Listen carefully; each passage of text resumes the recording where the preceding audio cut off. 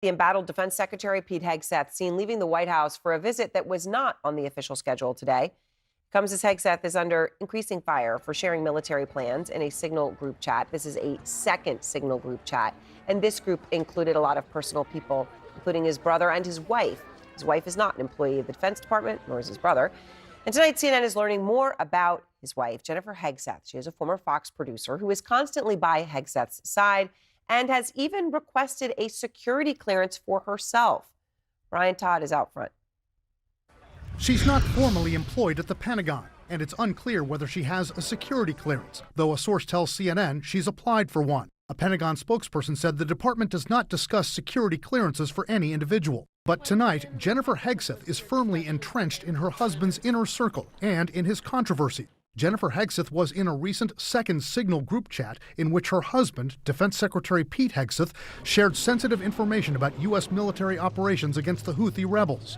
Pete Hegseth didn't refute the reporting that he'd shared information on a Signal chat with his wife, but did say this to Fox News. What was shared over Signal, then and now, however you characterize it, was informal, unclassified coordinations for media coordination and other things. Jennifer Hegseth met her husband when they both worked at Fox News. Each has 3 children from previous marriages, and they have 1 child together. Jennifer Hegseth has been perpetually by her husband's side since his confirmation process earlier this year. She often went with him to his meetings with senators on Capitol Hill. And a Senate aide tells CNN there was particular frustration among female senators that Jennifer Hegseth was there because they were looking to ask Pete Hegseth about allegations against him of sexual assault, which he has denied. Jennifer Hegseth's presence at those meetings, quote, totally changed the dynamic of the conversations about the assault allegations, the aide said. Really put a damper on those senators' ability to actually ask the most sensitive questions and to get a real flavor for what he was all about, whether he was being truthful or whether he was, trying to hide something. Multiple sources tell CNN Pete Hegseth has grown increasingly paranoid about potential leaks to the media within the Pentagon and has begun depending on a smaller circle for counsel, including his wife. It was Jesus and Jenny. A U.S. official tells CNN Jennifer Hegseth shares her husband's distrust of many media outlets, besides Fox. Jennifer Hegseth has also attended at least one official meeting with her husband at the Pentagon in March with Britain's defense secretary. Pentagon Press Secretary Kingsley Wilson tells CNN that Jennifer Hegseth, quote, exited the meeting before any sensitive and classified discussions occurred. Still, one watchdog says her mere presence at that meeting could send concerning signals. If foreign leaders can't count on our Secretary of Defense not to share sensitive information with their spouse or other personal connections, whether via Signal or in-person meetings, it inevitably lessens their willingness to share sensitive information with us. That makes us less safe. Pentagon Press Secretary Kingsley Wilson tells CNN that Jennifer Hegseth is a, quote, incredibly accomplished woman and leader. Wilson also said of her that she is a trusted advisor to her husband and an advocate for military families. Aaron? All right, Brian, thank you very much. And with me now, journalist Gretchen Carlson. Jennifer Hegseth was one of her producers when she was an anchor at Fox News. She also worked with Pete Hegseth. She is also the co-founder of Lift Our Voices. Also here, former Democratic Congressman Max Rose. He was a senior advisor to former Defense Secretary Lloyd Austin. And also, Max, of course, you served in Afghanistan.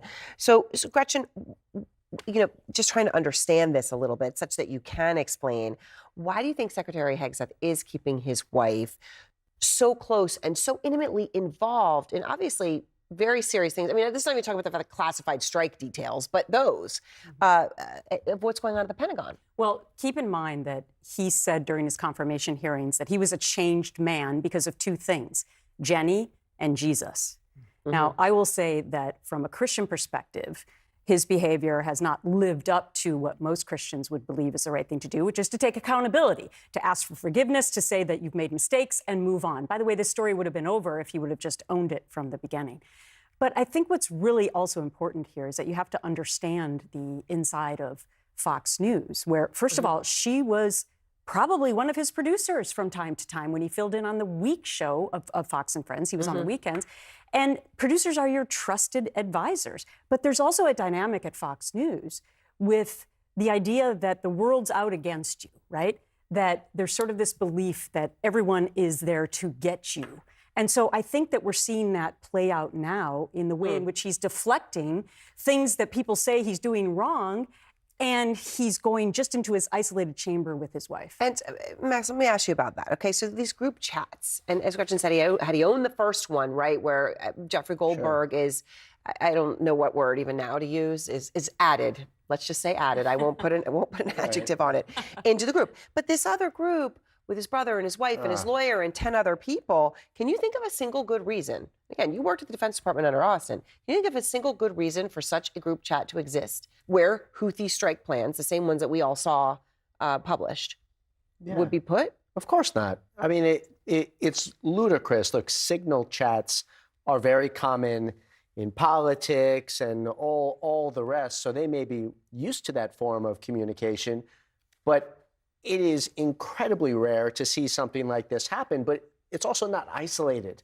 right? This is a long narrative, a long story here of Pete Hegseth's utter incompetence and utter disregard for the way national defense is supposed to be executed. You know, from his first nomination, leading organizations like VoteVets came out and said, this is really, really dangerous. Okay, if you want to play politics, do it with another cabinet secretary because people's lives are on the line here. And unfortunately, we're seeing that story play out. And I'm curious, there's been those close to him in the Pentagon who are working, people he, supposedly trusted, have left, have spoken out, are speaking out. One of them is his top spokesman, Gretchen, saying there had been a month of total chaos. I mean, a complete loss of confidence, at least among many in him. I mean, how could you see him even operating right now when you have all of those defections? Well, remember, everything is not him. During the confirmation hearings, when he was asked by senators about whether or not it was the rape allegation or any other things that had come up, his misuse of finances, he would say, well, those are smears, right? Or it's fake news. He has never been accountable for anything. And now what I think is incredibly interesting is that these were his hand-picked people now. Yeah. So now the Republican talking point to support him has been that the Department of Defense is actually out to get him. But that makes no sense because these are his people. Defense Secretary Pete Hegseth is obviously on the ropes. Sources tell CNN that his wife, his third wife, Jennifer Hegseth, who does not have an official Pentagon role or security clearance, is part of his shrinking inner circle as he, according to insiders, grows more paranoid. But we do know that he included her on a signal chat where he shared the same information about the pending attack on the Houthis in Yemen. As somebody who has fought in Afghanistan, how do you feel about this information about a pending attack being shared on a signal chat with people like his wife, like his brother, like his lawyer, and on that other signal chat, accidentally with a journalist, Jeffrey Goldberg? Every young officer is taught leadership by example. Hypocrisy, double standards, these are toxic to esprit de corps, to morale, to good order and discipline within the ranks.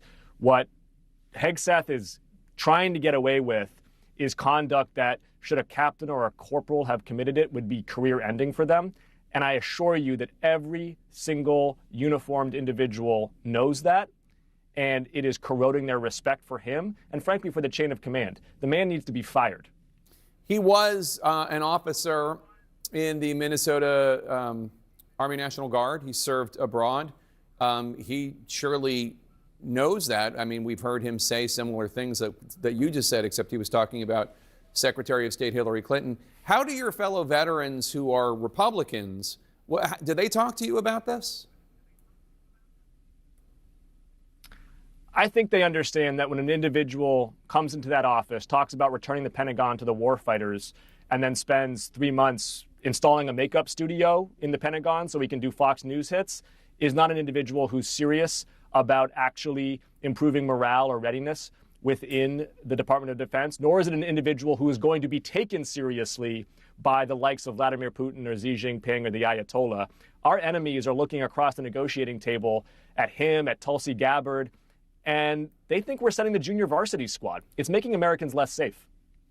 Hegseth's former spokesman, John Uliot, said in a statement, quote, "It's been a month of total chaos at the Pentagon, from leaks of sensitive operational plans to mass firings. If you were still out on the battlefield while all this was happening, how would you feel, Congressman?"